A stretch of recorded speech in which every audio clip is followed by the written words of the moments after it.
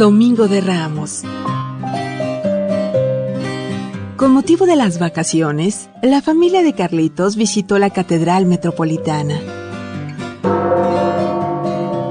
Al entrar, todos se quedaron admirados por su majestuosidad y sus obras de arte.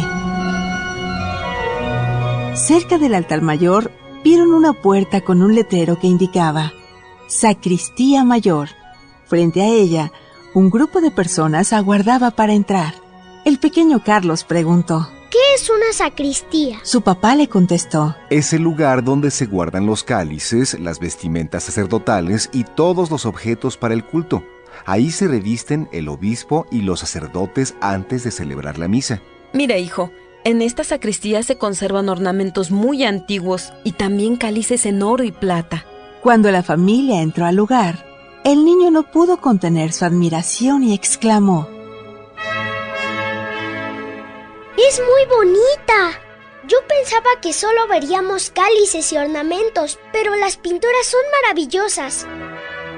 En efecto, las paredes mostraban 6 enormes pinturas con diversos temas.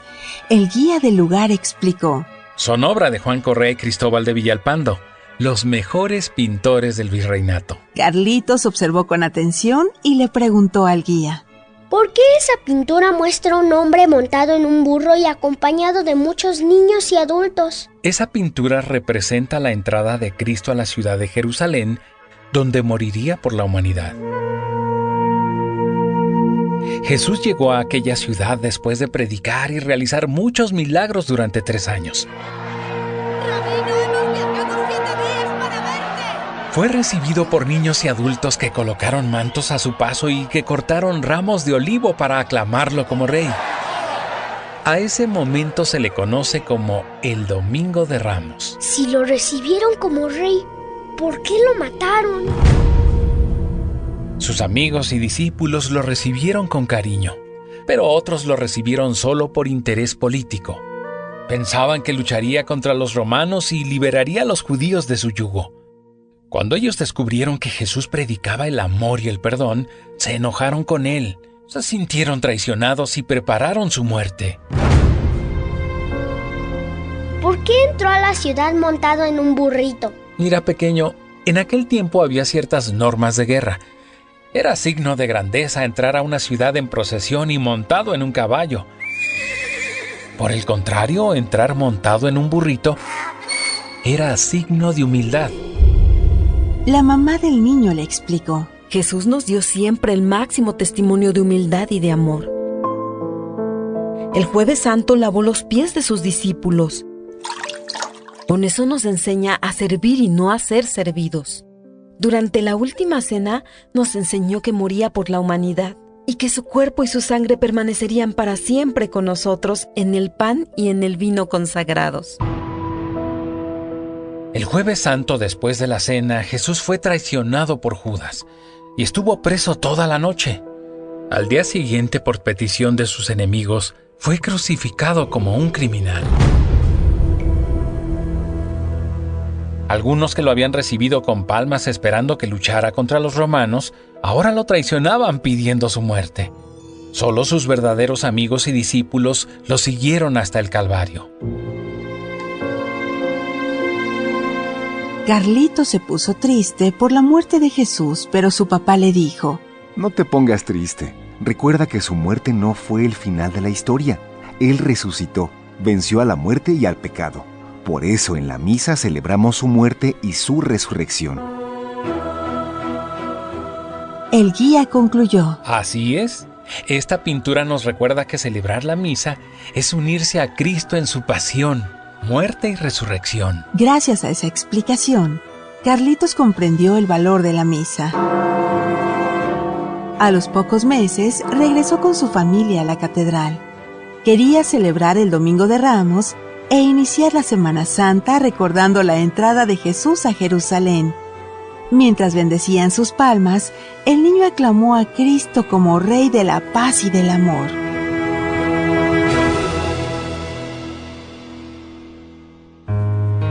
Este es un cuento escrito por el padre José de Jesús Aguilar Valdés y podrás encontrarlo en el libro Cuentos para entender el Evangelio.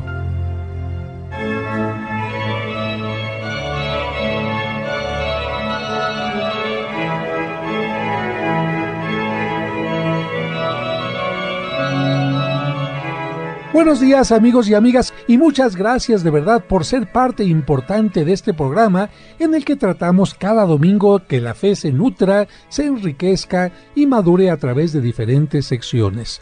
Un saludo especial a quienes en este momento están enfermitos o están pasando por algún momento difícil. Cuenten con nuestra oración para que se sientan más ligeros en estos momentos y sepan que, aunque no lo parezca, es cuando Dios está más cerca de ustedes para acompañarles y fortalecerles como un buen pastor. Se acercan los días más importantes de nuestra liturgia y por eso hoy tendremos un programa especial dedicado a la Semana Santa que hoy se inicia y te explicaremos en este programa lo más importante de estos días. Y para ello cuento con la participación de mis colaboradores, en la producción Sergio Enríquez Morín, compartiendo micrófonos Raúl Mauricio Hernández y Salvador Romero. Comenzamos diciendo que la Semana Santa inicia con el Domingo de la Pasión del Señor o Domingo de Ramos. Este domingo los cristianos recordamos la entrada de Cristo en Jerusalén y lo aclamamos cantando Hosana. Por ello nuestras palmas son signo de que reconocemos a Jesucristo como Hijo de Dios, lo aceptamos en nuestra vida y nos comprometemos con Él a construir su reino. Hoy, sin embargo, hay un contraste muy fuerte. Por supuesto, ya que la misa del día de hoy tiene dos aspectos contrastantes. Por una parte, la celebración comienza con la alegría y la aclamación con palmas, pero por otra parte se lee la lectura de la Pasión con la que se anuncia lo que celebraremos en estos días santos. Jesucristo es verdaderamente el Mesías, el que viene en nombre del Señor y por esa misma razón debe morir en la cruz. Hoy el color del ornamento de todos los sacerdotes, incluido el Papa, es de color rojo, en una clara alusión a la sangre que Cristo derramará por la humanidad. Ya nos han comentado que hoy se lee la Pasión de Cristo, pero falta mencionar de cuál de los 4 evangelios se toma.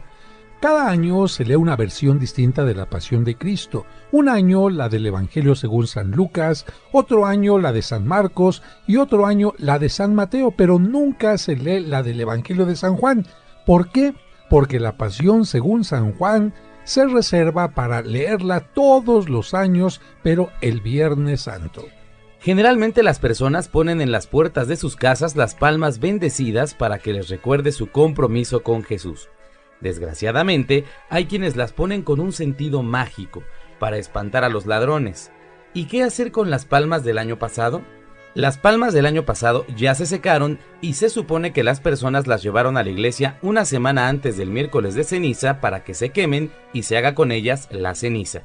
Esperemos que la gente no coleccione palmas secas de todos los años. En México, un pueblo con sentido creativo y festivo, las palmas se embellecen con las manos maestras de los artesanos que las tejen y les dan formas caprichosas. Sin embargo, no importa la forma de la palma. Lo que importa es su significado y nuestro compromiso con Cristo. Algunos nos han preguntado si hay alguna celebración especial el lunes, martes y miércoles de esta semana, y les respondemos que a nivel general no. Durante esos días no se celebra nada en especial, puesto que la Biblia no nos menciona nada en relación a la pasión de Jesús. La Sagrada Escritura vuelve a mencionar el inicio de la pasión hasta el Jueves Santo. Por eso del Jueves Santo vamos a recordar lo siguiente: la última cena y el lavatorio de los pies. El Evangelio nos menciona que Jesucristo pidió a sus discípulos que prepararan todo lo necesario para celebrar la cena de la Pascua. Esa cena conmemoraba la libertad que Dios había dado a los judíos cuando eran esclavos en Egipto en tiempo de Moisés. De hecho, la palabra Pascua, Pesaj en hebreo, significa paso, el paso de la esclavitud a la libertad. Pero antes de darles la libertad, Dios le pidió a Moisés que cada familia sacrificara un cordero sin defecto y que lo comieran asado, junto con pan sin levadura.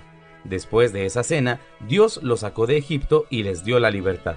Por eso, cada año, el pueblo judío celebraba su independencia, la Pascua, con una cena ritual. ¿Y por qué tuvieron que comer pan sin levadura?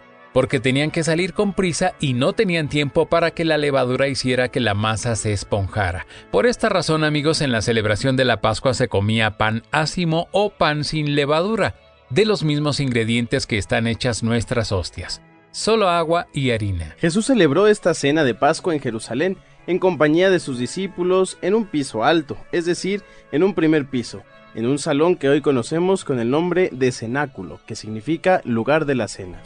¿Y por qué el lavatorio de los pies?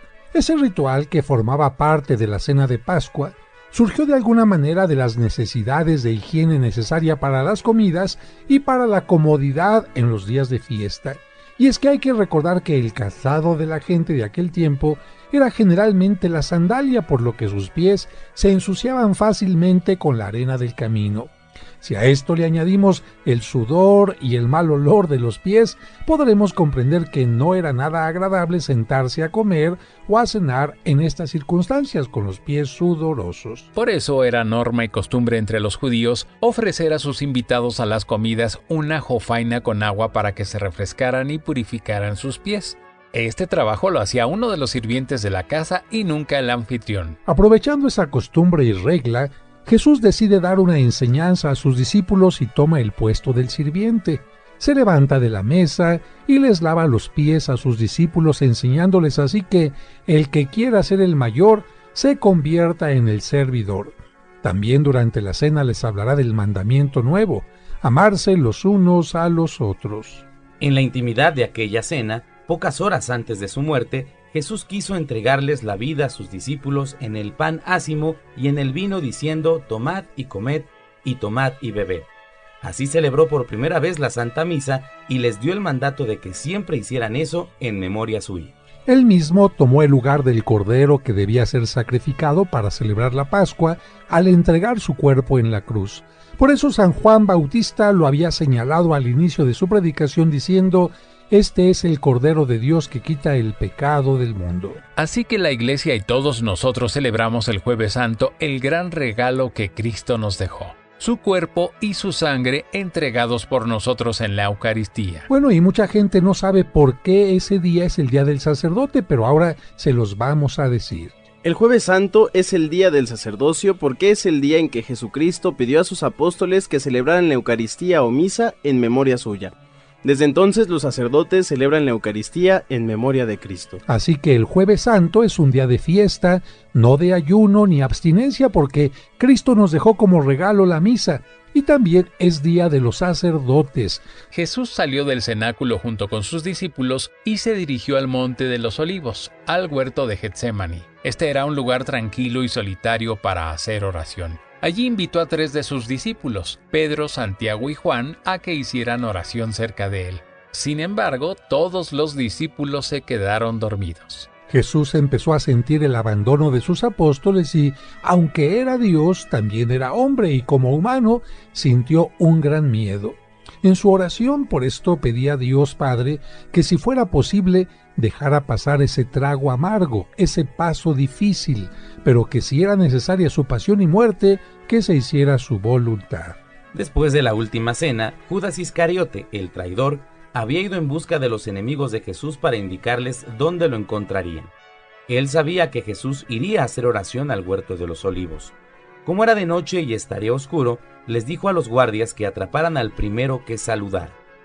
En ese tiempo el saludo común entre los judíos era un beso. Y así, con un beso, traicionó a su maestro. Un beso de amor supuestamente convertido en un beso de traición y muerte.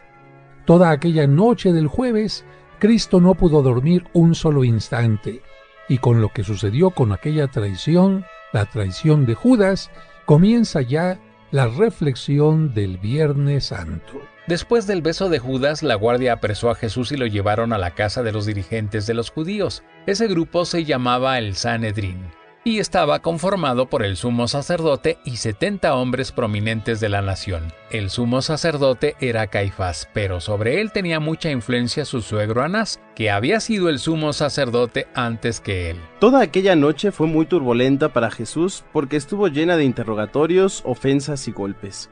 El Sanedrín le hizo un juicio muy severo y lo consideraron peligroso para el pueblo, por lo que decidieron llevarlo a Pilato para que lo condenara a la pena máxima. Y así, el viernes muy temprano, para que el pueblo no se enterara, se presentaron con el acusado en el pretorio, lugar del gobernante romano. Todo esto que les hemos contado, amigos, tiene una manera de celebrarse o recordarse. Por eso, el Jueves Santo se lleva a cabo en las iglesias la misa de la institución de la Eucaristía, en donde cada sacerdote lava los pies a 12 personas. Y hay que recordar, amigos, que aunque estamos en la Semana Santa, el jueves es un día de fiesta. por lo que en esta misa sí se canta el Gloria, que se suprimió durante la Cuaresma, y también se tocan las campanas, pero ya en la consagración, con el anuncio de que Cristo se entregará en la pasión, en lugar de las campanas se deben tocar las matracas, instrumento que suple a las campanas y que se tocará en las llamadas de atención al pueblo durante todo el viernes, ya que ese día está prohibido que se toquen incluso las campanas del campanario para llamar a los ritos. Precisamente por esta norma, afuera de muchas iglesias es común ver que se venden las tradicionales matracas. Después de la celebración de la misa, las hostias consagradas se depositan en un lugar especial llamado popularmente monumento, porque es una forma de recordar que un Jueves Santo Cristo anunció que permanecería con nosotros a través del Santísimo Sacramento. Por eso el monumento se adorna con mucho esmero. Cortinas, flores, veladoras, luces, imágenes de ángeles e incluso en algunos lugares fuentes para que los creyentes hagan oración de acción de gracias a Cristo presente en la Eucaristía. Pero antes de guardar las hostias en el monumento, si las circunstancias lo permiten, después de la misa se realiza una procesión. Y ahora explicaremos cómo se inició la costumbre de visitar 7 iglesias. Como todas las iglesias ponen su monumento dedicado a la Eucaristía, muy pronto los creyentes comenzaron a realizar recorridos para visitar varios monumentos, no solo para ver cuál de todos estaba mejor realizado, sino para dedicar momentos de oración y sobre todo para poder obtener una indulgencia. A propósito de esto, quiero comentarles que lo de las indulgencias viene de Roma, pero lo vamos a explicar.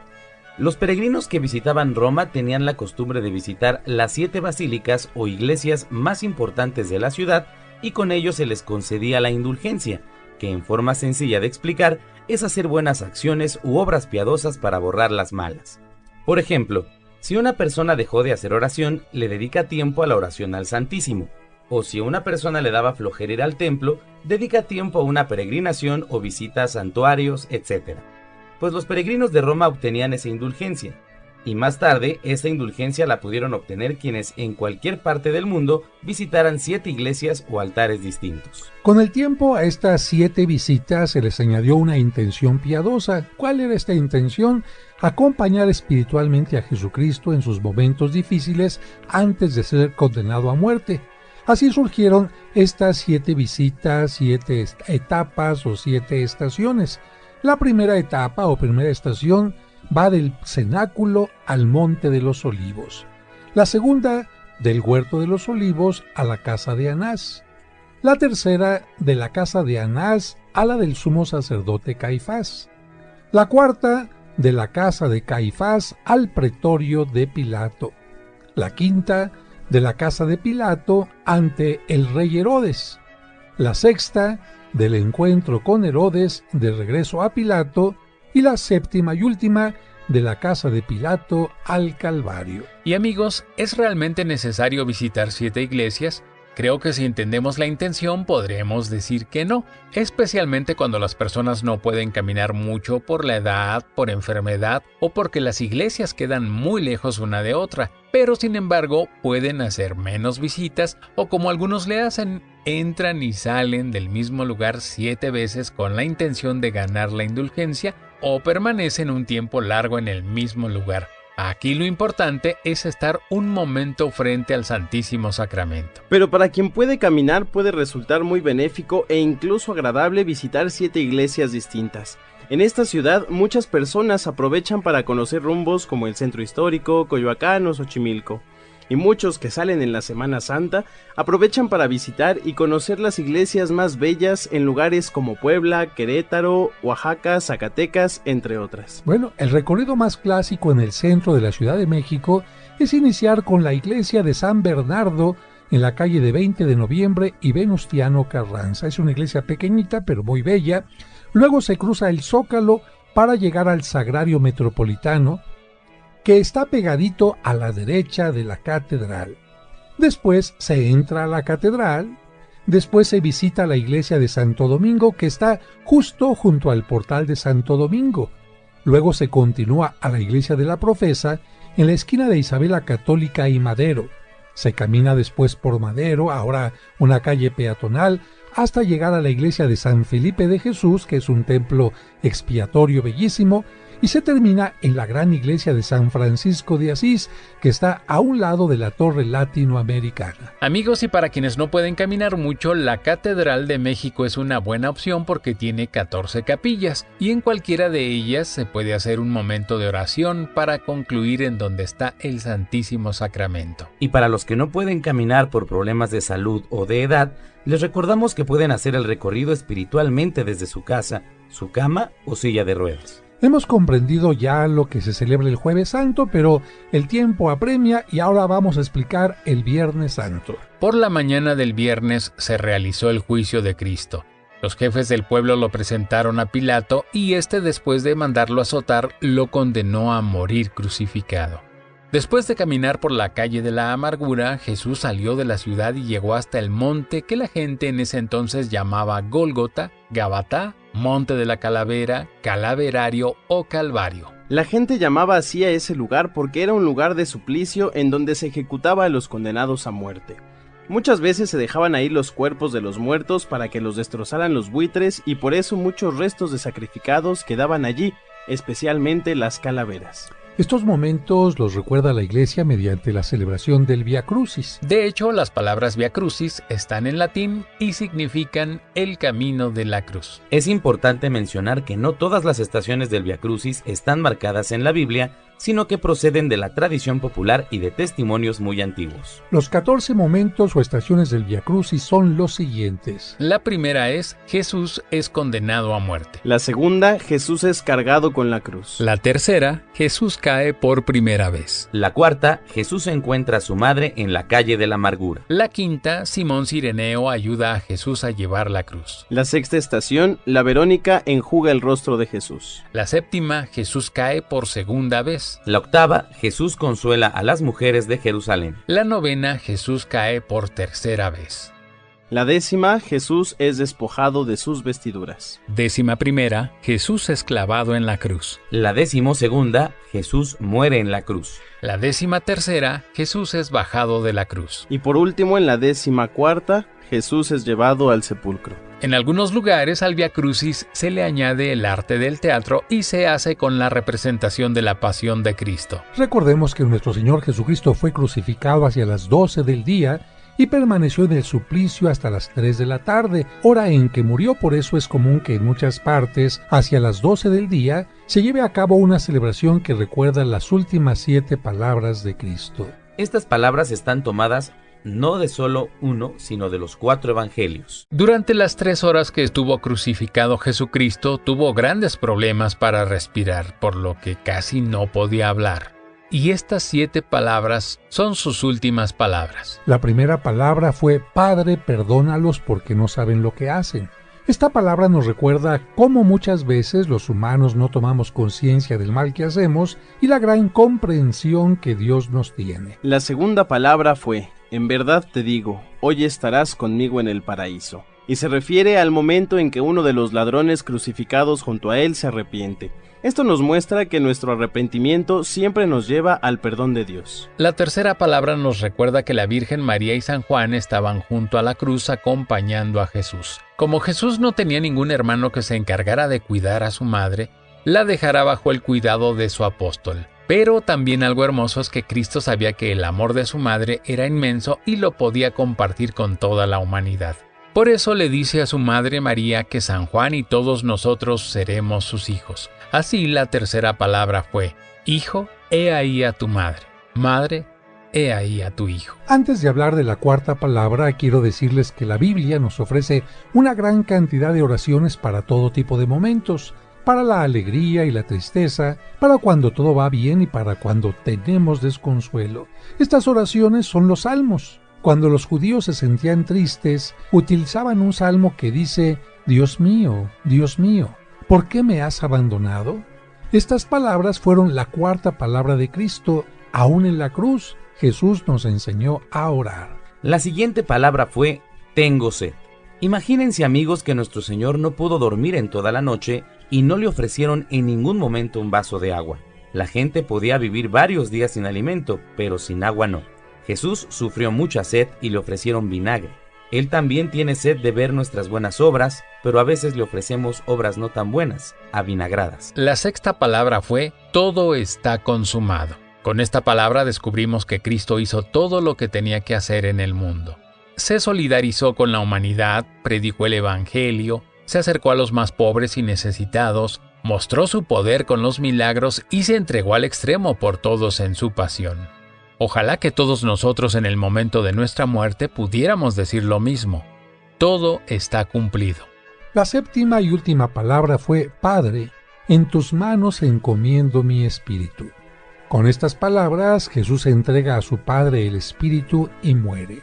Dios regresará a su Hijo este espíritu el día de la resurrección, pero vamos a continuar con lo que sucedió el Viernes Santo.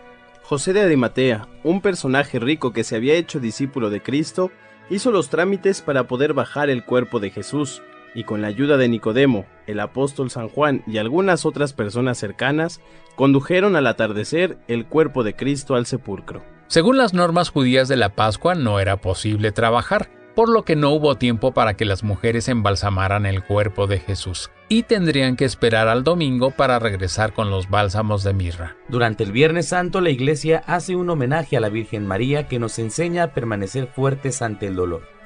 En muchas partes del mundo se hacen procesiones con imágenes de la Virgen María, o también se hace la procesión del silencio. También en muchas iglesias se realiza una celebración llamada el Pésame de la Virgen. Pero amigos, vamos a hacer una síntesis de lo que se hace el viernes en las iglesias. Así es, vamos a ver puntualmente cuáles son las normas y celebraciones del Viernes Santo. Comenzamos diciendo que el Viernes Santo es día de ayuno, abstinencia y el único día en que no se celebra misa, porque la iglesia está de luto por la muerte de Cristo. Desde tiempos remotos la iglesia ha invitado a los cristianos a guardar abstinencia todos los viernes del año, especialmente los de Cuaresma, para recordar siempre el sacrificio de Cristo. En este día, los altares de las iglesias están desnudos, sin flores e incluso no se tocan las campanas. En su lugar, la iglesia inventó el uso de la matraca para acompañar las procesiones o hacer el llamado a las celebraciones. El Viernes Santo, la reflexión se centra en la pasión que se presenta en la lectura de la pasión del Evangelio de San Juan, que se realiza durante la celebración vespertina, o bien en otras formas populares como son el Via Crucis, la representación de la Pasión, el Sermón de las 7 Palabras, entre otras. En algunos lugares se realiza la procesión del silencio. En esta procesión pueden ser llevadas imágenes de Cristo Nazareno, Cristo cargando la cruz, la Virgen de los Dolores, de la Virgen de la Soledad, etc. Imágenes que también se exponen a veneración en este día. Un ejemplo de esto son las magníficas procesiones que se hacen en lugares como Sevilla, allá en España, donde hay un grupo de personas que sacan a las imágenes en andas, con grandes cirios, con grandes imágenes de tipo barroco, o incluso con algunos encapuchados que representan de alguna manera la vergüenza por los pecados. Sobre el Sábado Santo y el Domingo de Resurrección hablaremos el próximo domingo. Pero ahora te vamos a explicar por qué el pan bendito, por qué la manzanilla y el romero durante la Semana Santa. El Domingo de Ramos y el Jueves Santo llama la atención que en algunas iglesias haya también algunas hierbas aromáticas. ¿Pero por qué? Debemos tomar en cuenta que en esos días santos se recuerda la salvación, por lo que desde la Edad Media y antes se solía poner a las palmas algunas hierbas olorosas o medicinales como manzanilla, romero y menta, como signos de salud corporal y espiritual. También el Jueves Santo se ofrece a los peregrinos este tipo de plantas medicinales para que, al llegar a casa, los tomen como alivio a su caminar. Y para que las personas puedan recordar fácilmente que el Jueves Santo Cristo quiso quedarse para siempre en la Eucaristía mediante la apariencia de un sencillo pan, en las iglesias se ofrece pan bendito. La mayoría de los católicos debemos participar comulgando y dando gracias a Dios por el pan y el vino consagrados. Pero para los niños que aún no pueden comulgar porque no han hecho la primera comunión o a quienes no se prepararon para comulgar, se les ofrece pan bendito. Para aquellas personas que tienen una situación particular, como por ejemplo los divorciados que no pueden comulgar sacramentalmente, pueden a través de el pan bendito y una oración hacer la comunión espiritual. Así que, amigos, amigas, aquí están los temas más importantes de estos días de Semana Santa, incluyendo los signos más populares como son las palmas, como son las matracas, como es el monumento, la visita de las 7 casas, como es también el pan bendito, el romero y la manzanilla. Y a propósito del tiempo de Semana Santa, surgen también algunas otras preguntas que podrían ser de cultura general y que no siempre nos han respondido nuestros papás cuando les preguntamos, o quizás algún sacerdote, como por ejemplo, Raúl, cuando tú eras niño te explicaron a ti qué significaban estas 4 letras que aparecen en la parte superior de los crucifijos, que son la letra INRI, INRI. De pequeño uno decía, ¿qué será INRI, no? Y no sabía uno de qué se trataba. ¿A ti te explicaron alguna vez esto? Pues si me lo llegaron a explicar, no lo recuerdo, padre, honestamente. Yo ya después lo supe a partir de, pues que yo mismo me metí a investigar. Fíjate que nos dice el Evangelio que cuando Pilato mandó crucificar a Cristo, tenía que poner en la cruz la causa de la crucifixión. Porque hay que recordar que si se colgaba al condenado era para que todos los que pasaban por ahí, y era cerca de una puerta, la puerta judiciaria de Jerusalén, todos los que iban llegando a Jerusalén por ahí, vieran al condenado y dijeran, ahí está el letrero, ¿por qué lo crucificaron? Por lo tanto, yo no quiero que me vaya a pasar lo mismo. Y Pilato puso Jesús de Nazaret, rey de los judíos. Y esa es la inscripción exactamente que tenía la cruz. Jesús Nazarenus Rex Iudeorum, de tal manera que la inscripción en latín, porque era el idioma en que los romanos se expresaban, da origen a las 4 iniciales.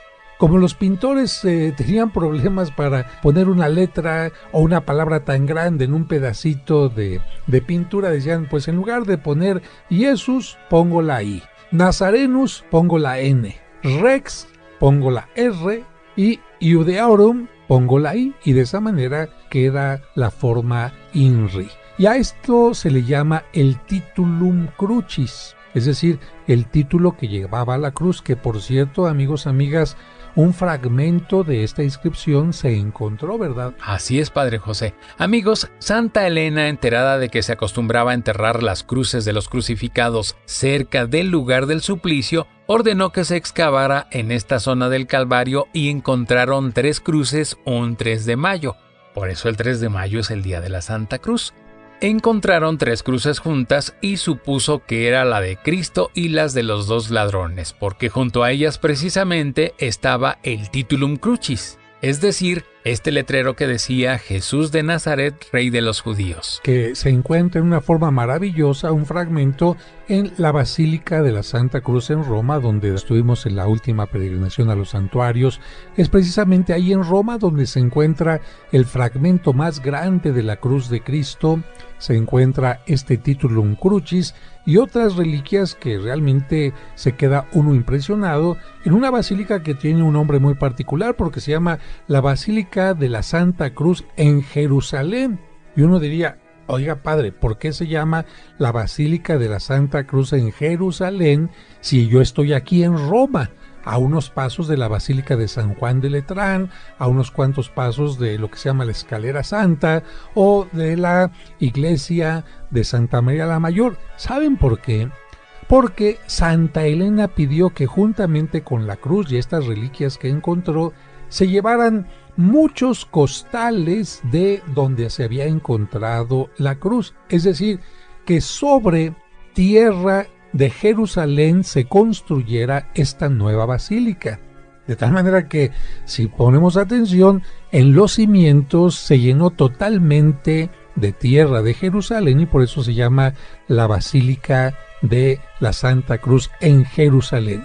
Y hay que poner mucha atención, amigos, porque de repente hay quien malinterpreta estas cosas y quiere hacer cosas como las del Código Da Vinci, inventando cosas falsas.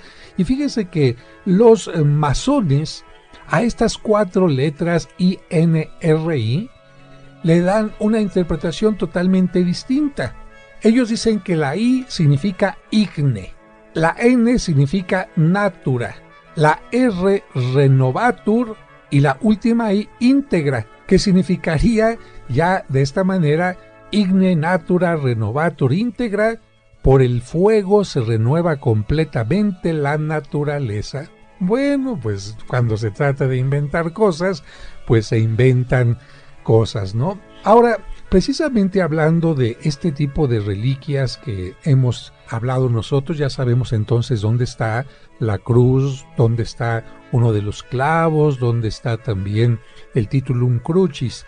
Pero ¿dónde se encuentra la columna donde Cristo fue flagelado? Esta se encuentra en una basílica pequeña llamada Basílica de Santa Praxedes y está muy cerca, apenas a una calle aproximadamente, de la Basílica de Santa María la Mayor, y es precisamente en esta Basílica de Santa Praxedes en Roma donde se venera la columna de la flagelación. Una basílica muy hermosa que se hizo precisamente para conservar esta columna que, bueno, por generaciones y generaciones es visitada por la gente que quiere recordar esos momentos donde Cristo fue flagelado. Por otra parte, muchas personas se preguntan si es cierto que el cáliz que utilizó Cristo en la última cena se conserva.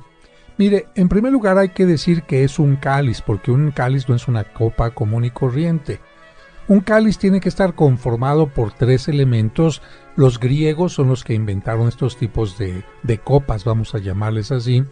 Y tienen la copa como tal, es decir, donde se vierte el vino, el recipiente. Pero tienen también una base, que es decir, algo que sirve para que se sostenga la copa y no se caiga. Pero entre la base y la copa tiene que haber algo que se llama un nudo. Es decir, algo redondo, cuadrado, puede tener distintas formas, pero tiene que tener el nudo para que esta pieza se considere un cáliz. Es decir, Cristo no utilizó una copa común y corriente, utilizó una copa especial para darle importancia a lo que estaba celebrando. Y bueno, este cáliz se supone que se conserva en la Catedral de Valencia. Es un cáliz muy bonito que solamente se le ha añadido 2 elementos para protegerlo, pero es por la mayoría de los investigadores y sobre todo dándole seguimiento a dónde estuvo y cómo llegó al lugar, se supone que es el cáliz que Cristo utilizó en la última cena. ¿Qué otra reliquia de la pasión nosotros podemos encontrar? Seguramente tú has escuchado algo, Raúl, tú, Salvador. ¿Alguna otra reliquia que han escuchado hablar de la pasión de Cristo? Sí, la corona de espinas. La corona de espinas, ¿y dónde se encuentra? Si no me equivoco, en Roma. Ahí sí te falló. Seguramente algunos de nuestros radioescuchas también pensaron que en Roma. Pero amigos, la corona de espinas, o digamos que la mayor parte de esta corona, ya que algunas espinas se encuentran en otros lugares, está en la Catedral de Notre Dame en París, Francia. Efectivamente, fue el rey, San Luis, rey de Francia, quien consiguió esta corona y la mandó poner primero en su palacio, en una capilla que se llama la Sainte-Chapelle, que es una de las joyas de arte gótico en el mundo porque tiene los vitrales más hermosísimos. Cuando entra uno a este lugar, haga de cuenta que entra a un relicario hecho totalmente en cristal. Pero bueno, como toda la gente quería verla, entonces esta corona de espinas se trasladó a lo que es la Basílica de Notre Dame en Francia, y todos los viernes de la Semana Santa se expone ahí en París. Yo he tenido la fortuna de estar precisamente en estos momentos que se expone y besar esta corona de espinas. Pero hay otra reliquia que nuestros amigos también se preguntan, oiga, un pequeño manto que se acercó al rostro de Cristo, ¿cómo se llama eso? Pues es el sudario, ¿no, padre? No. ¿No? ¿No es el sudario? Bueno, el manto de la Verónica. Nos dice precisamente la tradición que una mujer se acercó a enjugar, a secar, a limpiar el rostro de Cristo, y en ese sudario supuestamente queda el rostro de Cristo. ¿En dónde se encuentra? Porque hay varias tradiciones. La más importante se encuentra en la Basílica de Roma, justamente en una de las esquinas que rodean el altar donde celebra el Papa. En una de esas esquinas está la escultura de la Verónica y de esta mujer que enjuga el rostro de Cristo, y en la parte de arriba se encuentra esta reliquia preciosa que vino a México. Y vamos a decir que la Biblia no menciona el nombre de esta mujer, La Biblia habla de una mujer que se acerca a enjugar el rostro de Cristo, pero la palabra Verónica viene de la palabra vera eikon, verdadera imagen de Jesucristo. Es decir, esta mujer era la verdadera imagen de Cristo, la mujer, porque Cristo nos enseñó a ser misericordiosos y esta mujer fue misericordiosa. Entonces esta mujer era una imagen de Cristo que se acercaba al más necesitado. Pero la tradición nos menciona también que sobre ese paño, vamos a decir así, quedó grabado el rostro de Cristo, y precisamente es una de las reliquias que solamente se exponen en los años santos y que vino aquí a México en una exposición que a mí me tocó estar acompañando, la exposición de Tesoros del Vaticano. Y como requiere de una luz muy especial, pues estuvo en una sala donde la gente entraba, había una vitrina muy oscura, había que acercarse y ya cuando se acercaba uno, la luz aumentaba un poquito para verla. Pero como mucha gente pasaba y veía oscurito, se seguía y no se dieron cuenta que teníamos nosotros una reliquia que solamente ha salido del Vaticano pocas veces y que nos la habían prestado para ese tiempo. A mí me tocó tenerla en las manos, como muchas otras obras de esta exposición. Y bueno, regresó a Roma y no se ha vuelto a exponer en ninguna otra parte del mundo. Otra reliquia importante en donde se encuentra, bueno, hay una túnica que se llama la túnica de Cristo. Y a esta túnica se le llama la túnica inconsútil. De repente es una palabra que muchos no han escuchado. ¿A qué se le llamaría inconsútil? Se le llama inconsútil a una prenda sin costuras. Es decir, que está hecha en una sola pieza, y crean amigos que en ese tiempo no era muy fácil de confeccionar. Hilada de una sola pieza, porque normalmente ¿qué tenemos? Pues las costureras toman una tela, toman el frente, toman la parte de atrás, las cosen y se acabó. Bueno, para aquellas personas que piensan que Cristo vestía en forma miserable, que Cristo tenía solamente una tela hecha de cosas pobres, hay que decirles que el Evangelio nos menciona que los soldados se pelearon precisamente las vestiduras de Cristo. ¿Por qué? Imagínense, amigos, ¿los soldados se van a estar peleando por una ropa que no valía la pena? Claro que no. Lo que pasa es que Cristo tenía una túnica inconsútil, es decir, una túnica hecha de una sola pieza que en su tiempo tendría que haber costado muchísimo dinero. ¿Quién se la entregó? Quizás se la habrá regalado Nicodemo, José de Arimatea, no sabemos quién, pero Jesucristo no negó, no rechazó este obsequio que le hicieron con mucho cariño. Bueno, pues esta túnica inconsútil, porque además a nivel de religioso es importante, a nivel de, digamos, elemento antropológico, elemento de testimonio, porque hay pocas túnicas inconsútiles en la historia, se encuentra en Argenteuil, Francia. De tal manera que es otro lugar donde hay esta reliquia. Y la última, la que todo el mundo conoce, la sábana santa, que se encuentra en la ciudad de Turín. Porque en Turín se encontraba en Francia, pero San Carlos Borromeo quería irla a visitar, no podía caminar ya, él vivía en Milán, y entonces le acercaron un poquito la sábana a Turín, y ahí después ya no regresó a su lugar. Ahí están las reliquias más importantes de la Pasión de Cristo, pero a nosotros nos está llegando el momento de despedirnos. Gracias, Sergio Enríquez. Amigos, muchas gracias por habernos acompañado. Esperamos que este programa les haya ayudado a comprender mejor la celebración de la Semana Santa y, por supuesto, a conocer las reliquias de la Pasión. Gracias, Salvador Romero. Muchísimas gracias, Padre José. Amigos, nos vemos en la siguiente emisión. Muchas gracias, Raúl Mauricio Hernández. Muchísimas gracias, Padre. En este programa aprendimos y comprendimos. Que Dios les bendiga.